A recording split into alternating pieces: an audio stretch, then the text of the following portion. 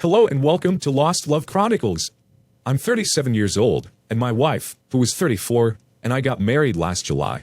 Before tying the knot, we had extensive discussions about what we didn't want our marriage to take away from us. For me, it was the preservation of joy, while for her, it was the freedom to have fun. About 3 months into our marriage, she joined a group called SSH, claiming it was a community of married people aiming to be happy while maintaining a fun lifestyle. Blinded by love, I believed everything she told me, even though traces of her infidelity were scattered around. She never posted our wedding pictures, and there wasn't a single photo of me on any of her social media accounts. It felt like our marriage was a secret. She never brought anyone home except her family members. I questioned her about it once, and she assured me she would address it in due time. Fast forward to the last day of 2022, after spending the morning cleaning up, she couldn't find her phone. When I rang her phone, I noticed my number was still saved with my first name. When I brought it up, she accused me of being petty and insecure. Last Tuesday, she left home to hang out with the SSH group and didn't return that night. Worried, sick, and unable to reach her, I called her father, but he had no idea where she was either. Early the next morning, she called, and the man apologized. My heart sank as he identified himself as her boyfriend and asked for her home address. Trying to wrap my head around the situation, I invited him for coffee, pretending to be her brother. During our conversation, he revealed that the SSH group was, in fact, a singles group where they had fun. He met my wife there, and they decided to make it a serious relationship. However, my wife refused to introduce him to her family and friends. Thinking I was her brother, he shared all this information. I offered to let him speak with her father and called him. On speakerphone, he learned that his daughter was married to me, and the poor man looked broken when the call ended. His reaction mirrored my own feelings, and watching the pain on both their faces was excruciating. I couldn't take it anymore, so I went upstairs and packed as many of my clothes as I could. I knew in that moment that I wouldn't be returning to that house or to my wife. I was done, and nothing could change that. 3 days after leaving the house, I got a call to go to the police station. It turned out my wife had been temporarily detained and was awaiting a hearing. Surprisingly, her boyfriend was also in custody. He had gone to our house to confront her about cheating on him, and things escalated quickly. They trashed the house and caused such a commotion that the neighbors called the police. Confronting my wife about my findings was just as painful. She looked distraught as she explained that she had received her father's message, calling her useless and warning her to stay away. She tried to convince me that she had no real relationship with her boyfriend, claiming she didn't even know who he was. Her focus was on getting me to help her convince her father of her innocence. There was no apology to me, it was all about herself. I told her it was not my concern and that she should expect divorce papers from my lawyer. Now, I feel utterly broken. Most days, I don't even have the energy to get out of bed. It's difficult to comprehend how my life has taken such a painful turn. Now for the second story. I'm 26 years old, and back in May of this year, I found out from roommates that my 24-year-old girlfriend of 3 years was talking to a guy she had a history with. It involved sexting, declarations of love, and other concerning behavior. We managed to move past it, and he was no longer part of the equation. We worked towards rebuilding trust and striving for happiness together.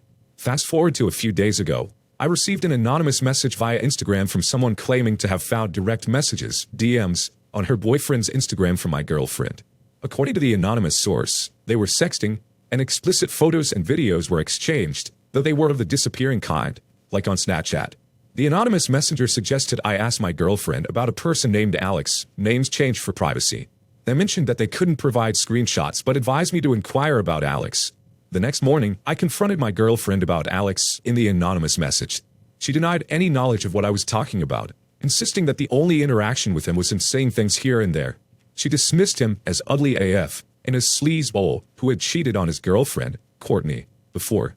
She claimed not to want anything to do with him and questioned who I had been talking to which I responded that I didn't know since they hadn't given me their name. While I was at work, my girlfriend initiated a group text with Courtney, who expressed confusion about the situation, denying any knowledge of what was going on. Courtney stated that she and Alex were fine. I then updated the anonymous messenger, telling them about my girlfriend's attempt to shift blame, saying it wasn't her who messaged Alex. In response, the anonymous messenger shared a plethora of screenshots showcasing the explicit messages between my girlfriend and Alex. They revealed that they had these screenshots before confronting my girlfriend so they could catch Alex in the act and later decided to let me know the truth as well. It's a complicated and painful situation, and I'm left grappling with the aftermath of this revelation. This whole situation is a complete mess.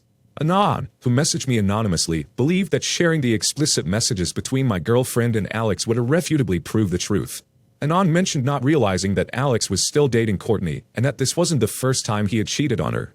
When I confronted my girlfriend at night, quoting the messages, she vehemently denied ever saying those things and demanded to see the pictures.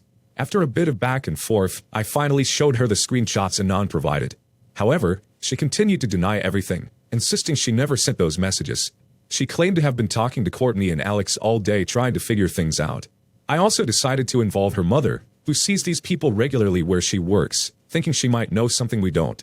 Throughout our conversations, my girlfriend kept questioning why someone would go out of their way to make it seem like she was texting Alex to mess up his relationship with Courtney. It all felt strange and confusing. We spent the night together since she wouldn't let me leave the bedroom, but the next morning was more of the same. I decided to spend Thanksgiving apart, going to my parents' place while suggesting she go to her mother's. We spent the whole day apart, and I didn't message her once. During the time, I sent the screenshots to Courtney, urging her to confront Alex about his actions. Courtney, however, didn't believe that my girlfriend was involved and insisted that someone must have hacked her accounts. Anon later admitted to hacking my girlfriend's Instagram to get those pictures and mentioned that someone had also accessed her iCloud. A few days before all this unfolded, someone texted me while I was at work, asking if I had signed into her stuff. I hadn't, so she changed her password. At this point, I asked Anon if she could reveal her identity, but she preferred to remain anonymous, citing concerns about my girlfriend's mother potentially causing trouble. Anon did admit to hacking my girlfriend's Instagram to obtain the pictures that exposed the explicit messages. It's a tangled web, and I'm left grappling with the uncertainty of who to believe and what to do next.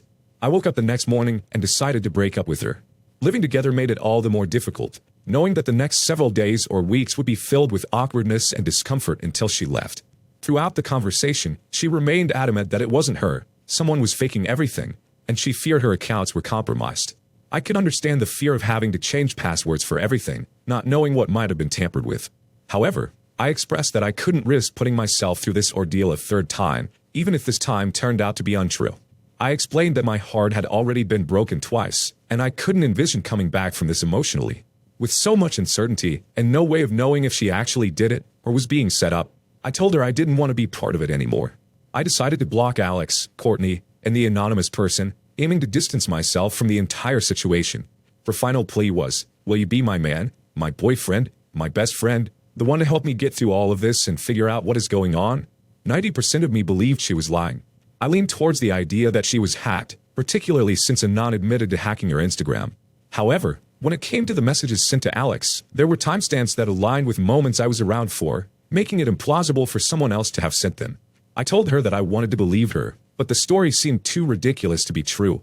In the messages, Alex's Instagram name and picture were at the top, and he commented on my girlfriend's story pictures, including one of me. It was evident he was engaging in flirtatious conversations.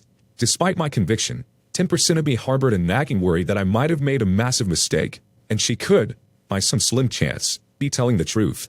I questioned the validity of her story and sought advice from others who might have experienced similar situations. In an unexpected turn, the update revealed that the anonymous person was my roommate. She witnessed my girlfriend messaging the guy on the night of the Halloween party and went into FBI mode, finding my girlfriend's old iPhone and discovering the messages on her still logged in Instagram. The revelation added another layer to the already complex situation. Wow, the plot thickens. It turns out my roommate, the anonymous person, discovered more than one guy my girlfriend was talking to. She opted to stay anonymous initially because she found out about the messages the first time my girlfriend cheated, and she didn't want to drag us all into the drama again. I respect her decision, understanding the complexity and emotional toll it could take on everyone involved, including her and her boyfriend. My roommate aimed for a neutral stance, hoping it would encourage my girlfriend to be honest, but unfortunately, that didn't happen. My girlfriend lied straight to her face, denying the truth even when confronted by the first person who uncovered all of this. So, the relationship is now officially over, and the next challenge is navigating the aftermath of getting her out of the house. It's undoubtedly a difficult situation, but at least there's now clarity about the path forward. Dear listener, if you have reached this far, please click on the subscribe button. It will be a great help.